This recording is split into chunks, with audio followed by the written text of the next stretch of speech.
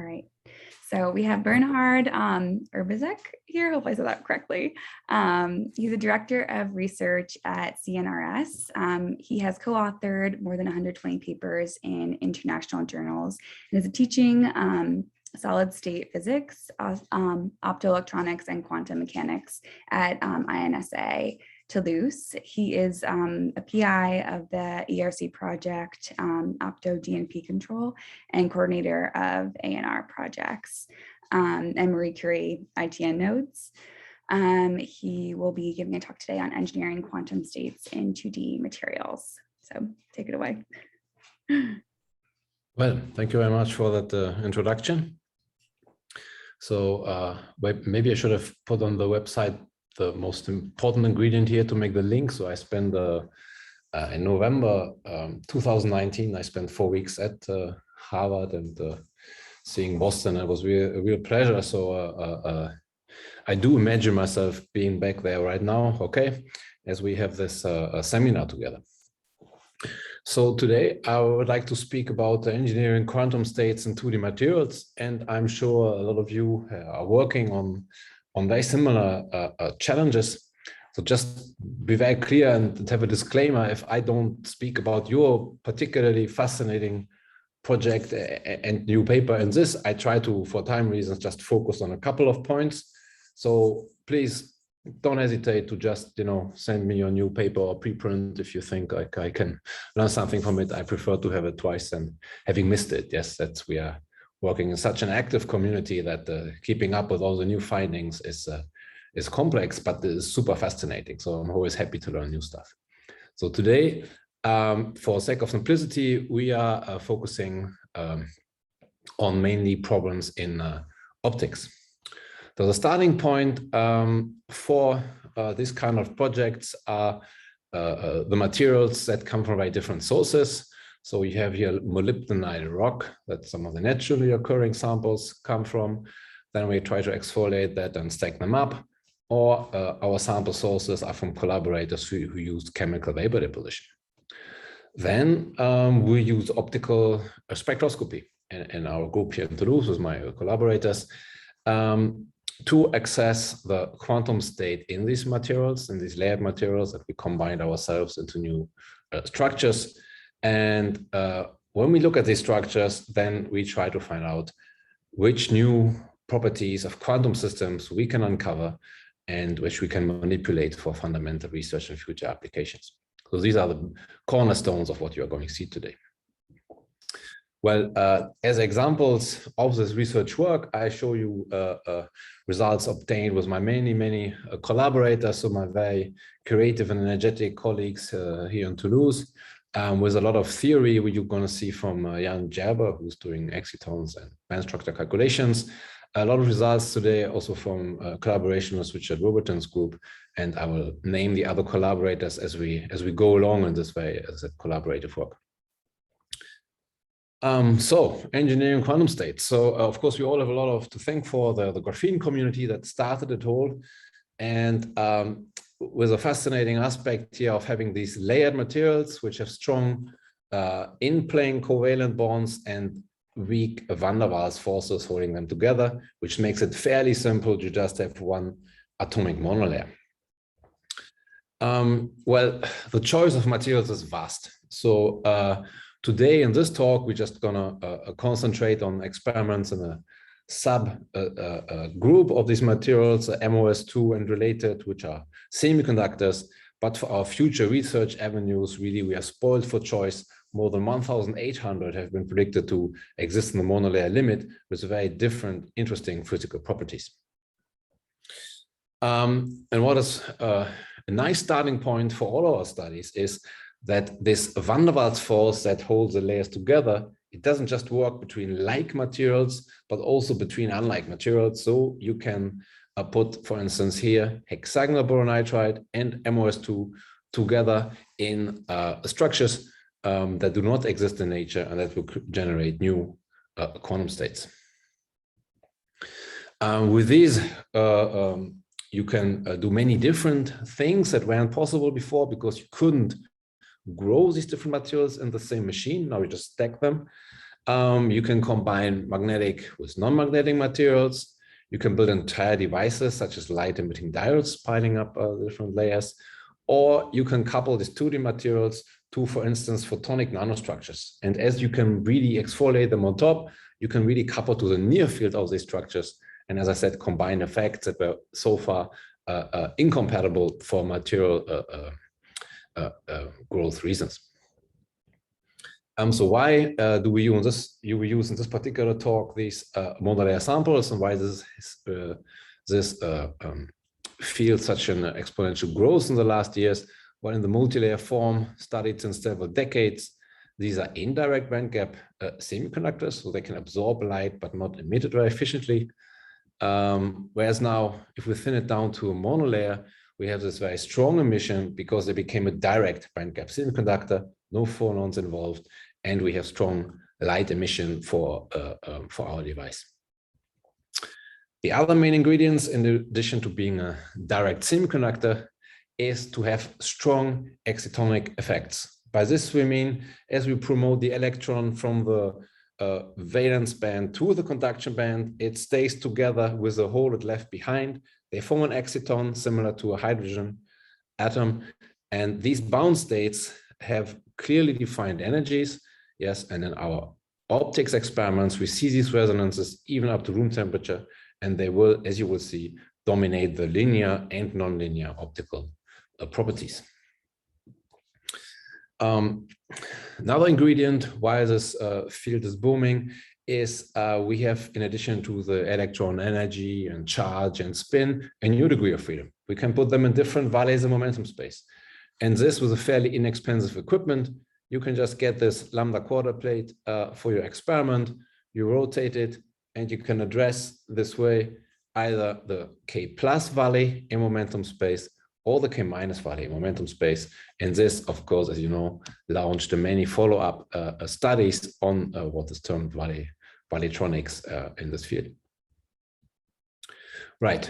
So coming from sort of 3-5 semiconductors originally, so I'm always fascinated how low tech some of these fabrication processes are. So we start off with bulk crystals, which we exfoliate onto Scotch tape, which you then put that Scotch tape on a transparent stamp and lower the stamp on a substrate. And now a lot of you will have better trained eyes than me in the audience for just deciding by the different shades of gray if you have a mono, bi, or tri-layer in front of you, so you can fabricate these atomically thin precision devices just by judging the contrast. So AFM, of course, always good to verify, but not always strictly necessary. So then when we first started looking at this, we saw fairly broad emission lines in these samples. So here are different family members. So you see, because my PowerPoint drawing was a nice clear surface of SiO2 with a monolayer, is very far from the reality. In reality, you have very rough surface on SiO2, and you have wrinkles, you have things on top of the monolayer, you have residual charges, all this contributing to broadening your transitions. So then the entire community started to put below hexagonal boron nitride, it's an atomically flat layer with very high quality, the monolayer on top, and then HBN as a final layer. So this sandwich structure now, my PowerPoint drawing in reality are closer to each other. I have flat surfaces. I can now have sharp line widths. I understand which exciton belongs to which species. And I even have some cavity effects. That means you have these, you can control the lifetime of these excitons. So the line widths is homogeneously broadened for some of the nicer samples in our collection.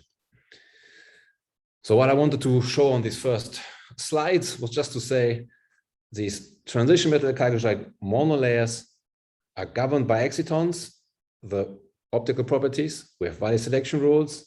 We have several type of samples to choose from, exfoliated samples, CVD grown samples, and they all need HBN encapsulation to really work well. What we will see next now is how by combining these flakes into multi-layers, we can access new excitonic species that do not exist in the monolayer, And with this, we can have new quantum states, which we can tune in external fields. Okay, so here's a motivation. As you might be aware, there are many very beautiful things that have been done in quasi two-dimensional 3-5 semiconductor systems, quantum wells. And then you could grow quantum well, barrier, quantum well, and you had coupled exciton systems. So this community has thought a lot about excitonic devices. And there has been very beautiful work here from 2019 in 3-5 polaritons. And at the end, so where you have excitons in an optical cavity, which couple to the cavity mode. And in the conclusion of the article, they said, well, what we saw was very nice. What we would like to look at in the future, to have a system that couples strongly to light, but also has an electric dipole in its exciton. By this, we mean electron and hole are not in the same place. They're slightly pulled apart. So I have an electric dipole. And then because of dipole-dipole interaction, I would have interacting particles. So this got us interested. And we are now, instead of looking at it in 3-5 semiconductors, want to see that in TMDs. So we want to have tunable excitons with strong oscillator strengths. So I see them in absorption, and which also have a static electric dipole, which means I can have an interaction between the excitons. So let's see what, these are our two criteria. Let's see what in our toolbox, what we have. Monolayers, you have very strong absorption, but as the carriers are on the same layer, they obviously have no out of plane separation. So they don't have a dipole, so they're not tunable in energy. Tunable in energy, by this we mean we don't have a stark shift. The other systems, which are well documented, are these hetero bilayers, where you have now exciton is separated, you have a hole in one layer, electron on the other, so you have a dipole, but as their overlap is now not very strong, their absorption feature is not very strong, so you can only see it in emission. So that doesn't tick the absorption box. So like in all or many of our research projects, we actually ask something that's incompatible, strictly speaking. So if we want to have strong oscillator strengths, electron and hole need to be in the same place and overlap. But if they do that, that means they're not physically apart, so they have no dipole. That would be the monolayer situation on top. In a bilayer situation, you can have now the electron and the hole maybe in different layers, but now they don't overlap much. So wave function overlap is small. So by definition, absorption features will be weak. So what we are really looking for is a compromise between these two situations. And we think that's what we're going to find in MOS2 bilayers. So if you say I have two layers, you have to ask yourself, of course, how do I put them together? So in this talk, I will go for the two very symmetric and extreme angles. So there is no moire physics in this, because we are choosing either 180 degree, so I turn it once around, or 0 degree stacking. And we will show that this leads to different interlayer coupling. That means I put the layers together, and depending on the stacking angle, I can decide if the carriers can hop from one layer to the other or not. So how do I get these different configurations? If I just want, I take a molybdenite rock, I exfoliate the bilayer directly. It's never been apart. Well, it's probably 2H, because in nature you mainly find 2H bilayers in the rocks. Somehow that was more energetically favorable when our planet was formed. But if you go to chemical vapor deposition grown samples, you can find both configurations on your chip. And of course, also when you do what I just told you here with a manual stacking, then also you decide which angle you have, but then you have to worry about interface quality and how precise you are with alignment. So that's not our first experiment. So what we're gonna look at first are CVD ground samples, chemical vapor deposition by our colleagues in Germany in Jena. And here we are very lucky because they all have the same edge termination. Just by physically looking at them, I know the stacking. So I have these two triangles inside each other pointing the same direction. That's going to be 3R stacking, twist angle 0 degrees. If I have two triangles upside down with respect to each other inside here, well, this is 2H stacking. So I can just see this per optical microscopy. Then we put this sample into our confocal microscope setup on these nano positioners. We make sure we have a good view of the samples before we send our white light or laser source in. And then we detect its emission or its reflection here with a spectrometer and a CCD camera. Most of the measurements I think I show you today are going to be at 4 Kelvin. That's going to be in a cryostat system. So we go to these CVD grown bilayers. We remove them, and that's not a simple step, from the growth substrate and encapsulate them to have nicer line widths. And then just to put our confocal spot here in perspective to the sample size, then we walk across a sample and we can do optical measurements on the monolayer part and on the bilayer part. And then we walk on the other sample and can compare the monolayer part and the bilayer parts. Okay, so this is a bilayer. In the introduction, we said monolayers are nice because there are direct gaps and emit a lot of light. Well, as soon as go one layer thicker, the bilayer, it's an indirect semiconductor. They do not emit much light. Photoluminescence doesn't work. So I want to measure absorption if I want to check out the excitons. Absorption doesn't work very well in our substrate. It's not transparent. So I need to have some reflection experiment, which we term differential reflection. To make the lines look a bit nicer, we do Kramer's Kronich transformation to access the absorption strength. Yes, so this is what I'm going to show you here. So in 3R, we have these two absorption features, A and B. This is from the top valence band and the bottom valence band, which are separated by spin-orbit coupling. For 2H, I get a very different picture. I have A and B at a bigger energy difference. And most importantly, I have a huge feature in between, which I never saw in the monolayer and which I do not see in a 3R stacked sample. So what is that? Well, that's where my experimentalist feeling stopped. And we ask our density functional theory expert with exatonic effects. He did the calculation. He said, I also see 3 absorption features. I see the A, I see the B exciton, and I see a mixture between the two. I see one electron sitting in one layer and a hole being localized over 2 layers. So in the cartoon here below, you have the electron sitting in one layer and the hole is delocalized over 2 layers. So why does this explain our observation? That means it's a hybrid exciton species between, I have a bit of an interlayer part, okay, because this part of the whole wave function is on the other side compared to the electron. But I also have an intra-layer character because now electron is overlapping with a part of the whole wave function that sits here. And this gives us the measurable absorption of this exciton. So we did indeed find a hybrid solution we were looking for. We don't have totally overlapping carriers. We don't have totally separated carriers. We have a mixture in between that with this exciton, just as we set out to do. So in a cartoon picture, we have then for the 3R system here, we have these excitons that are all intra-layer. And for the 2H, we have in addition these interlayer features that are strongly visible in absorption.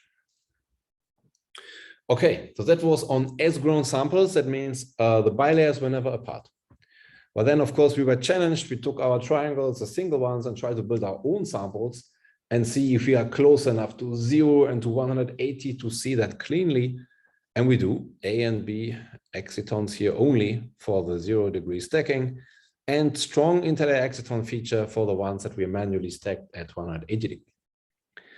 And this is exactly what you would expect from calculating the band structure, including the excitonic effect. So that we're really happy to see that despite our, I should now say, very rough way of peeling off the CVD triangles from their substrate because they really stick to the growth substrate.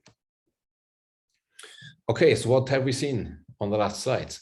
We saw that for molybdenum disulfide bilayers with 2H stacking, so 180-degree twist angle, we have interlayer excitons with strong oscillator strengths. For several types of samples, so that's robust observation. And for 3R stacking, the whole tunneling is forbidden. So we do not see this interactional feature. What we will see next is how we manipulate this excitonic feature and applied electric fields we shift it around in energy, and we change its nature. You will see what I mean by that in a few slides. Okay, so we said strong absorption is what we wanted. Now we go for the tunability. The wide tunability will be a direct consequence of the dipole. If you have a dipole and I apply an electric field this way or this way, I will lower or raise its energy. So we have now a gate on our sample. And if you look at it more closely, you realize that we have two energetically degenerate interlayer exciton configurations. You can either have the electron in the bottom layer and the whole delocalized, or you have the electron in the top layer and the whole delocalized. If I now apply an electric field, I expect them to split. This is what we see. We have now one configuration going to higher energy, one going to lower energy.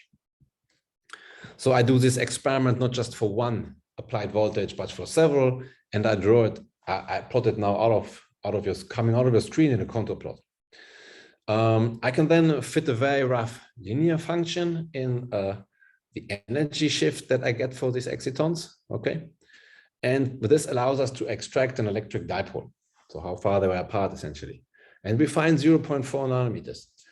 This is a bit smaller than the interlayer separation, but close. So that shows our hybrid exciton indeed has an interlayer character and an out-of-plane dipole. It's not only us seeing this, it's an interlayer species now that is investigated by several groups, so it's a robust observation.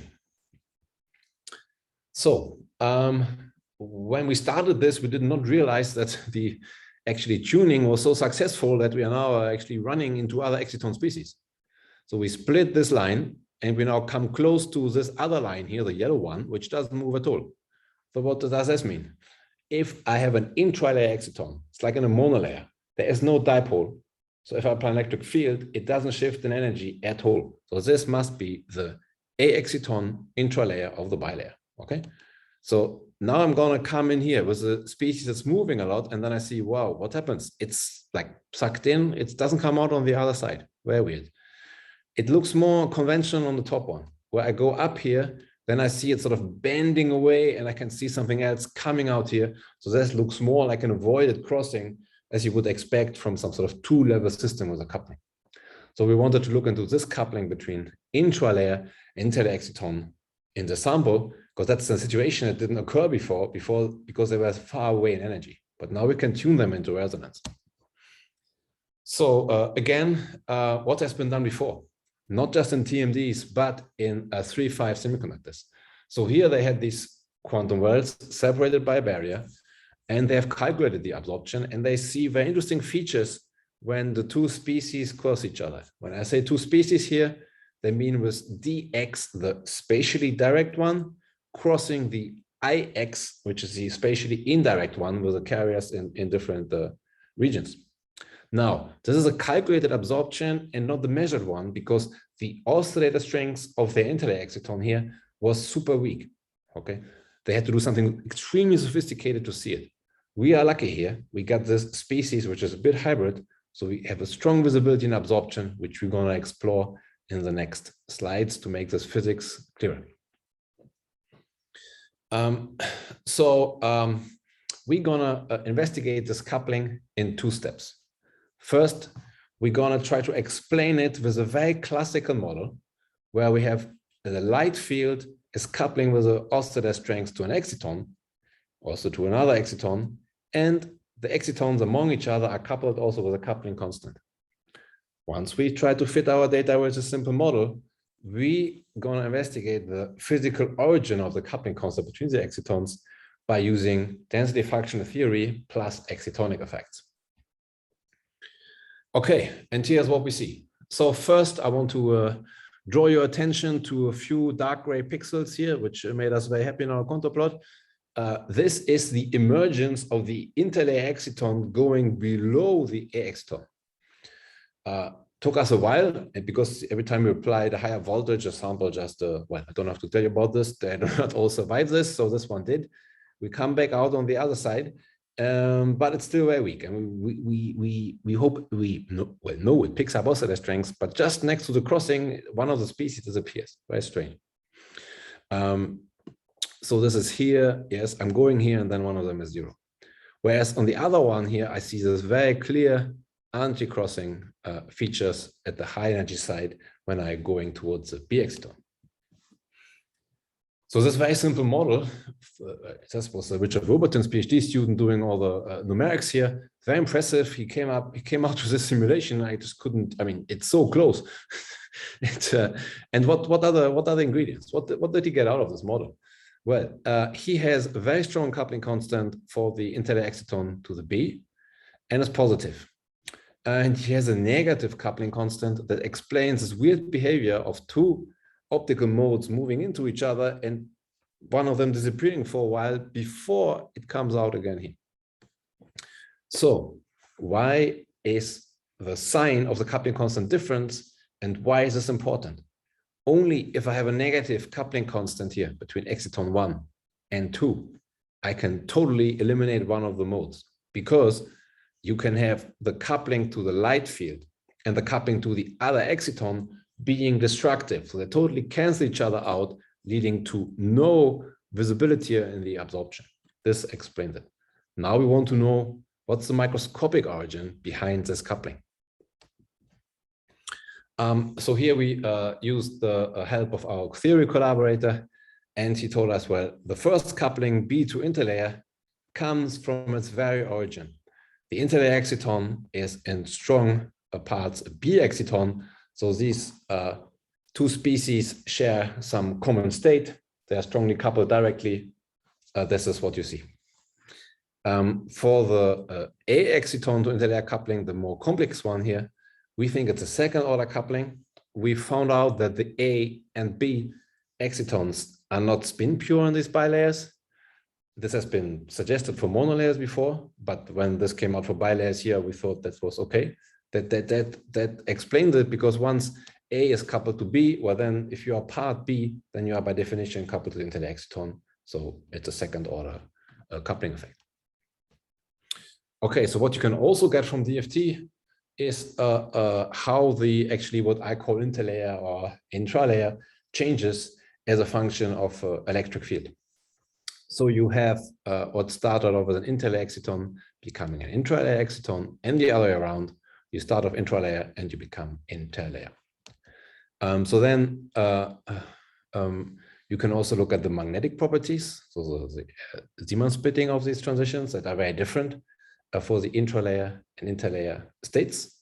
So you have one as a G factor of a -4, the other one of +8.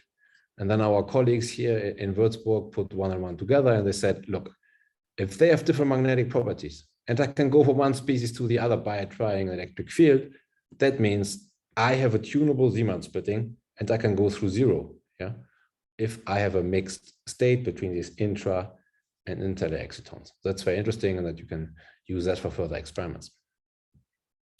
Okay, so what can I do with this knowledge? Well, first you can apply that to a lot of other systems. What you do need is not just a bilayer system. You need a system where the valence and conduction band or the two valence band or something is aligned, so that you have a hybridized state over 2 layers. This will give you strong oscillator strengths, as is here in these different systems for homo bilayers and hetero bilayers the case. So all this physics you could try out also in these other systems and will be relevant.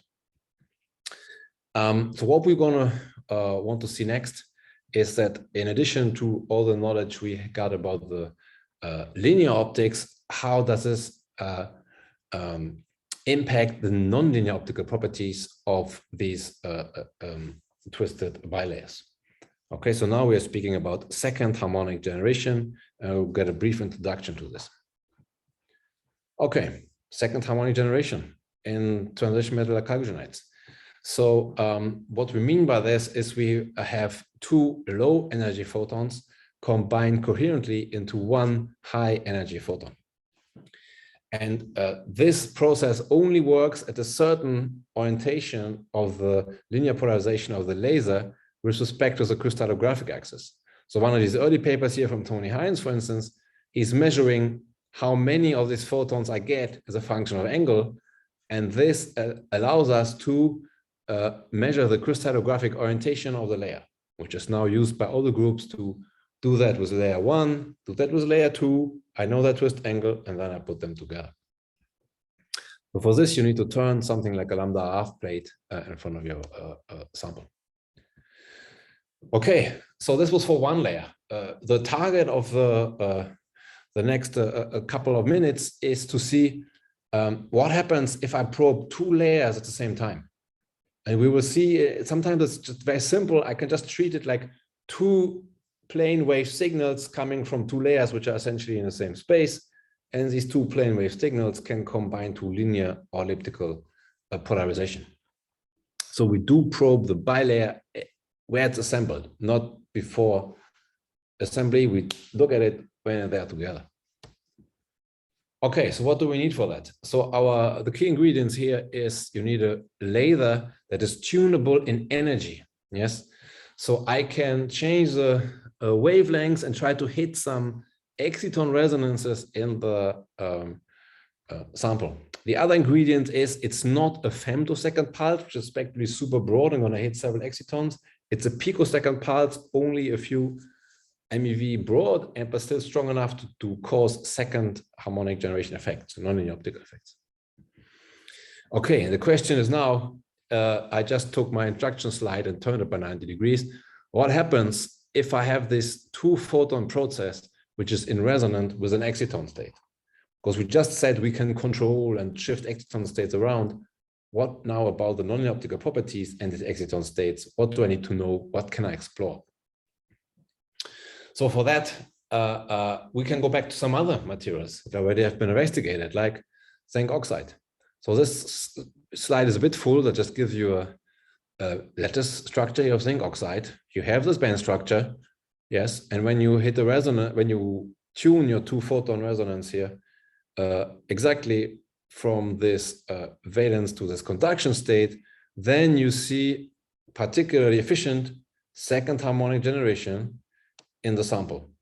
So there is a link between heating and resonance and getting particularly efficient second harmonic generation. So in a monolayer, many groups have shown this in around 2015.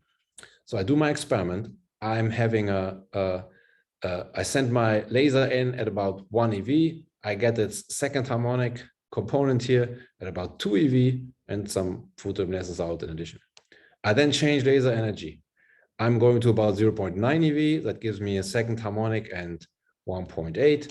And then I plot all these different experiments here on one graph, and I see I have this up and down envelope here, which is actually all the excitonic states.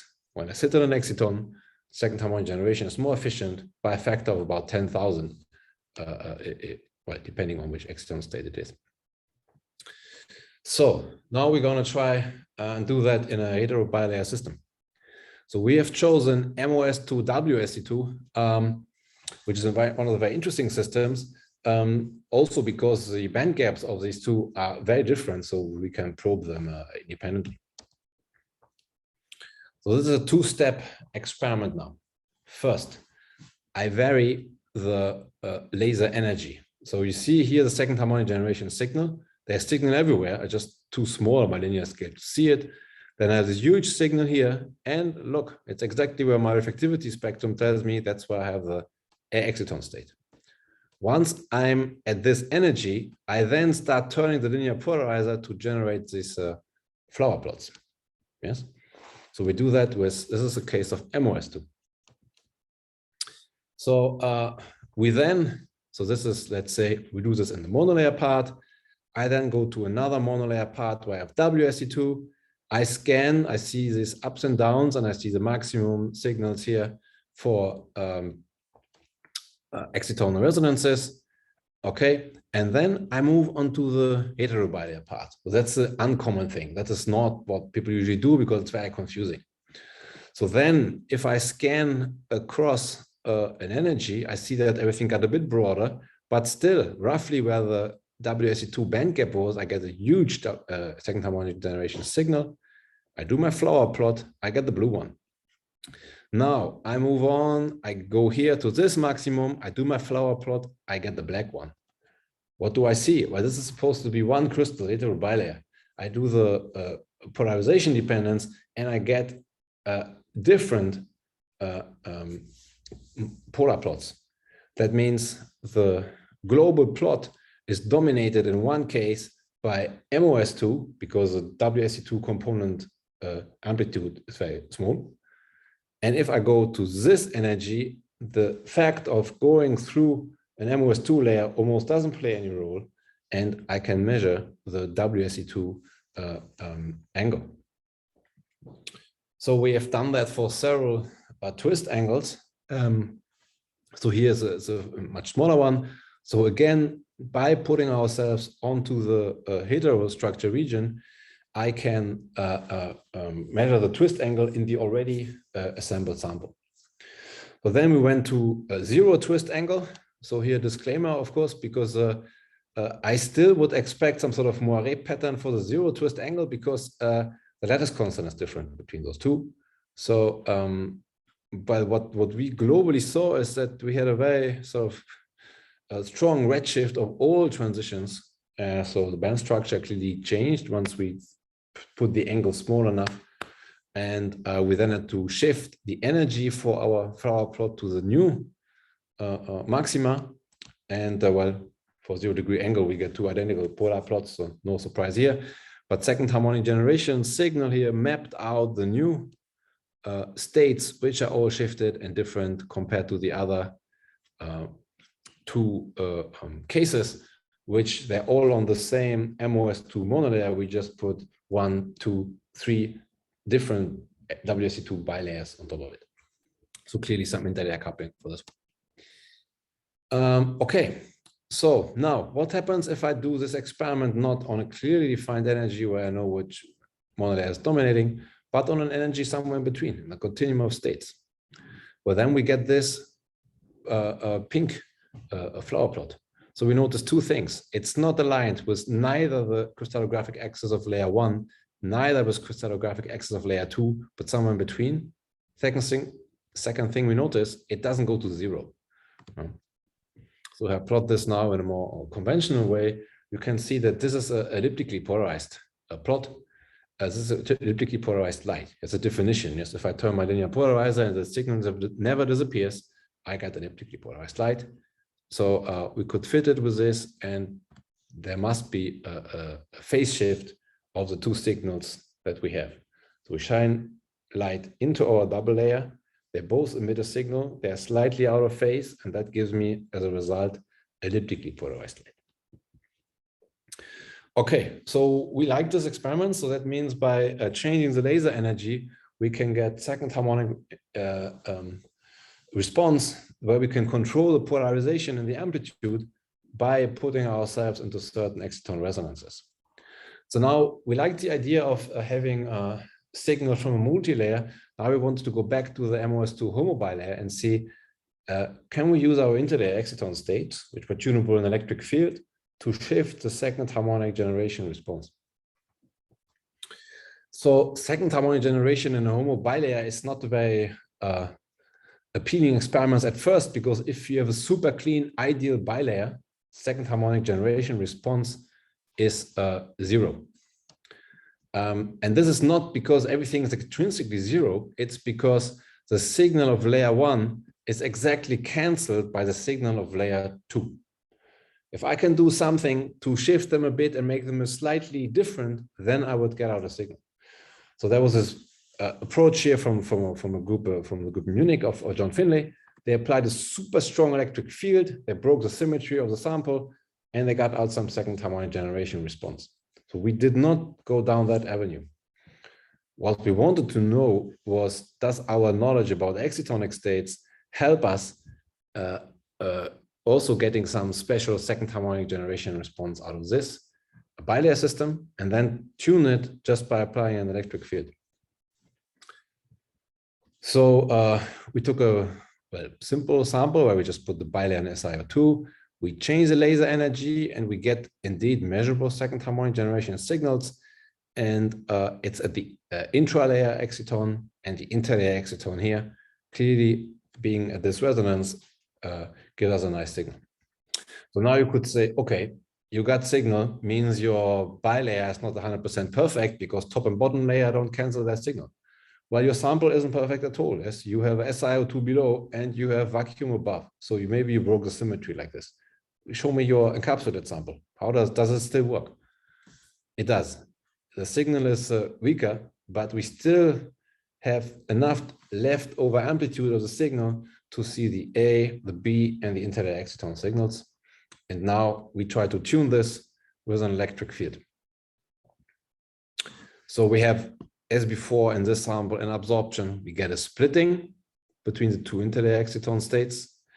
And as we now go across the same energy range with our tunable laser, we see that without any applied field, the response at the interlayer exciton energy is almost zero. As soon as we apply an electric field, the two interlayer excitons, which will have partially canceled each other because they have the same energy, if I now have two optical waves which don't have the same energy, well, then the cancellation of the top and bottom layer will not happen. Yes, I will just see both. So that's why we have this super strong second harmonic generation signal as we split the interlayer exciton, and then we have a very broad non-linear optical response. So here we used our knowledge about these exciton states to tune the second harmonic generation response.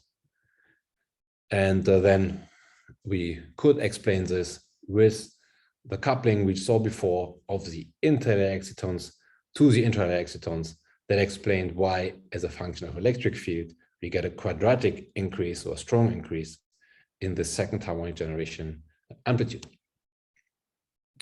So again, if this is the physics you are looking for, some tunable non-linear optical properties, you can do this in all these hybridized other hybridized states that you find in different material combinations that are out there for us to be investigated. Okay, so I have been a bit fast today, so this is bringing me to about what I wanted to say today. So we've done some linear optics with these excitons in bilayers. We could engineer the interlayer excitons by choosing the twist angle, looking at the two extreme angles, yes, 180 and 0, having the 2H and 3R stacking. We could couple interlayer to intralayer excitons because we had this extreme Stark effect for one species, so then we could probe the interaction. And this interaction told us in an indirect way that A and B excitons are not pure in spin. So we uncovered this in this experiments for us. We then did nonlinear optics, where we used our knowledge about excitons and twisted heterobilayers to measure the twist angle in situ when they're already assembled. And we then used tunable interlayer excitons to tune the second harmonic generation response in bilayers. So in case you are not using optical spectroscopy every day, we had this introductory article to the techniques we are commonly using. And for the more technical publications, we have all the copies on the archive if you want to look at this further in detail. And with this, I thank you very much for your attention. Thank you for that great talk.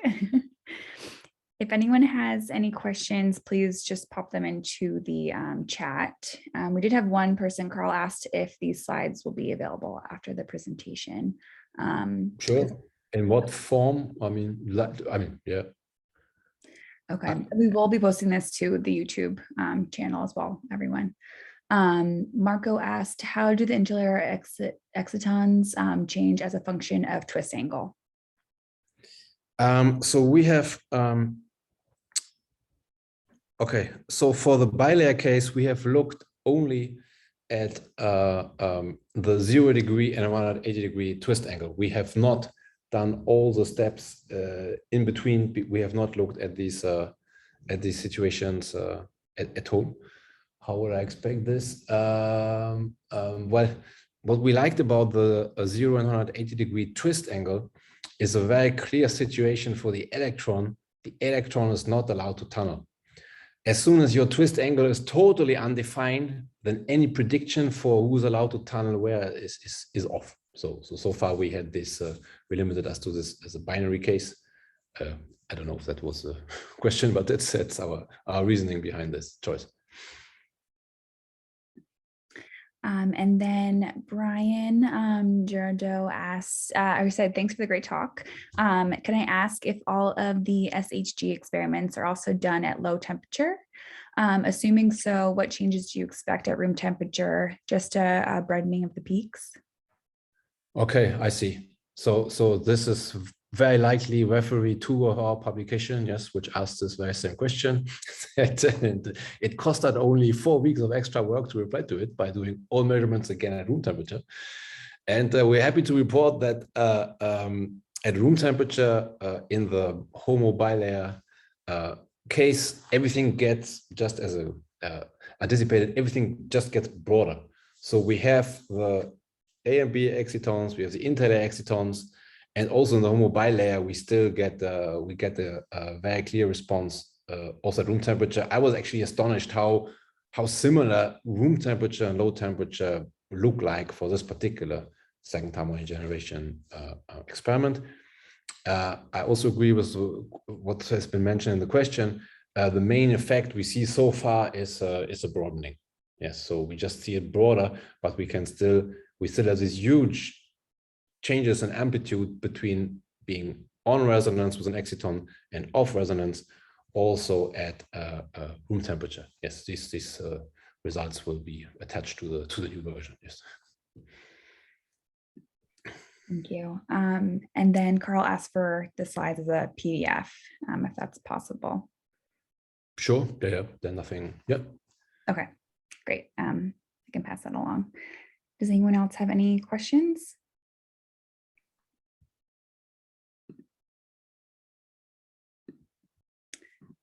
Okay, someone asked, how critical is the choice of the substrate dielectric environment in bilayer? Yes, that is a very good question, because for the HOMO bilayer case, we have not put our finger in a quantitative way on the last mechanism that really breaks the symmetry between the top and bottom layer. So in our experiments on the HOMO bilayer, let's take this slide. Yes. So here we have a bilayer in top and bottom HBN. They do not have the same thickness. The top layer is maybe 50 nanometers. The top layer is 10. For excitons, that should be like it's sitting in between 2 huge pieces of glass. So that should see the same dielectric environment.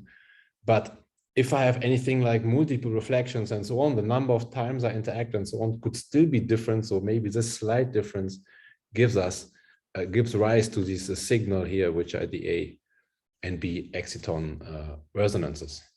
So here we would aim for an even cleaner and even more symmetric sample to see when we can when this really cancels out. So we have some suggestions for where tiny contributions come from.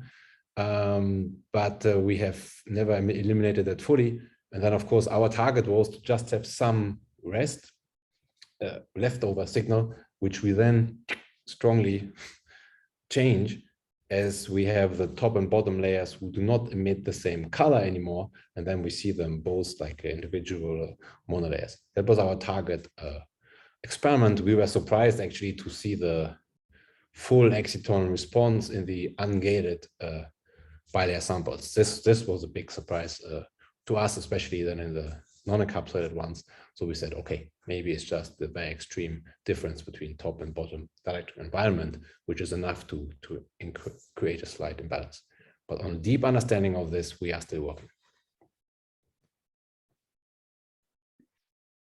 And then Julian Klein also says, thanks for the great talk. How does the flower pattern of the interlayer exciton change with the hybridization? When the hybridization is modified using an electric field? Okay, yes. Okay, that goes very deep now. That puts several pieces together that I have actually not combined in this talk. So that is a very good question. So we have then done, let's say, the flower plot, to make it short, this polar plot on these different exciton resonances. And we have always seen the same orientation. Yes, because even if I have a 60-degree turn, I would still get the same flower plot, which is, you know, it's identical within the 60 degrees. Yes, I cannot tell you if it's the sulfur or the molybdenum axis. Yes, it's one of the two. So we have done flower plots on all these exciton species. They are all identical.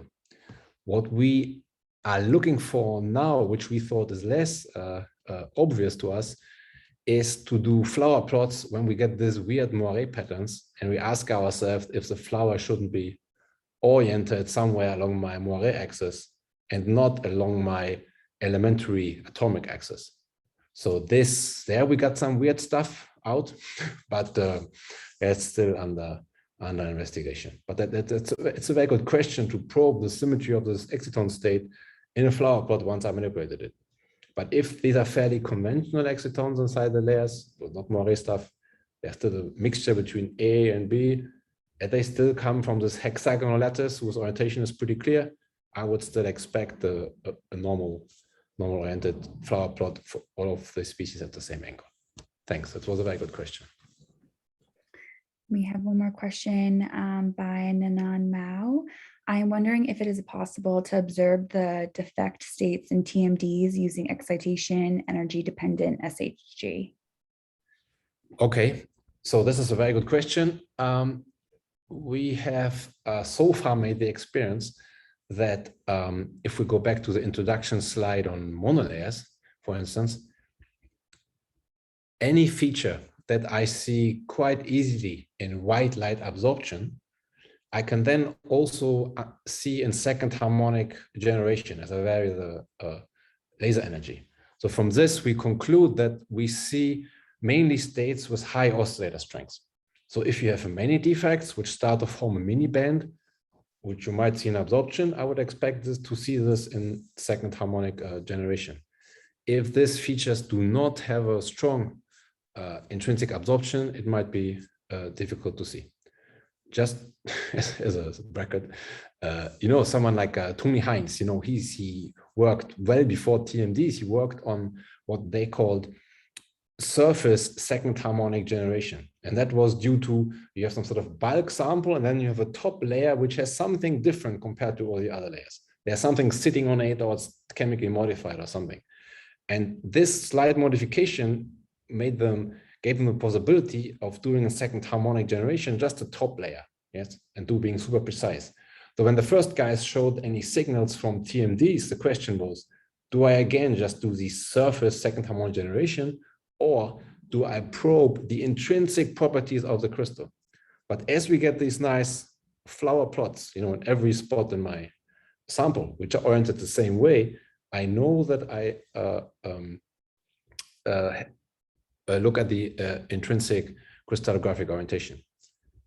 If that would be linked to a defect, it would have to have the exact same symmetry. So if they sit also hexagonally pattern, we could see that. But so far, as I said, we made the link between strong absorption, strong visibility, and SHG. But investigating defects, orientation with SHG is a good idea. Okay, and we have another question. What do you think of the effect of the interlayer spacing between the layers? Were you able to apply any strain to them?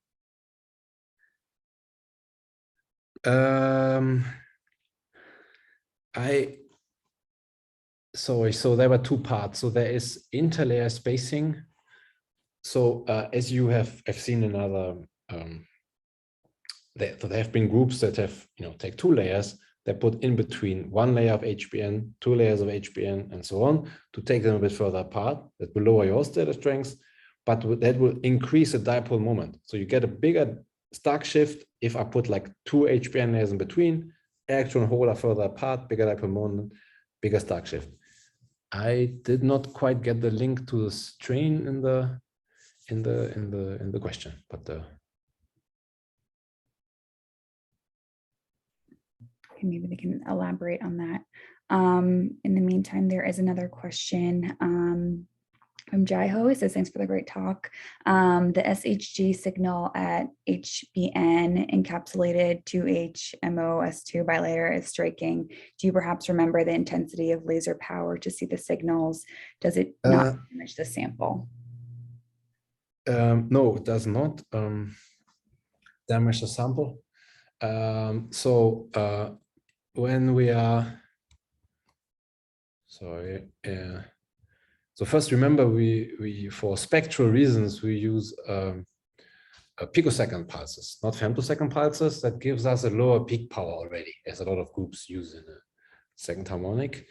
And we get, let's say, for the interlayer one here, we get them similar number of counts as we get for monolayer, because when the monolayer doesn't give much signal because I have no exciton resonance, and the bilayer is catching up because I'm on a resonance, I can have a similar orders of magnitude. So no, we do not damage the sample with this. We were asking ourselves why there are in general so few people who do SHG on HBN encapsulated samples. So we checked if the HBN is giving us a lot of signal, for instance, and it doesn't. It's really tiny, the HBN signal.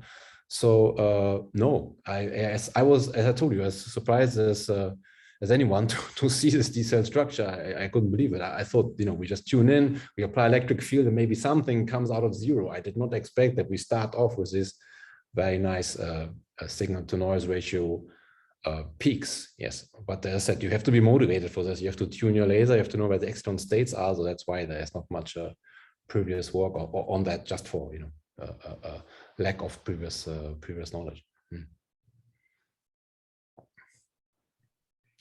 Great. Any other questions before we wrap up?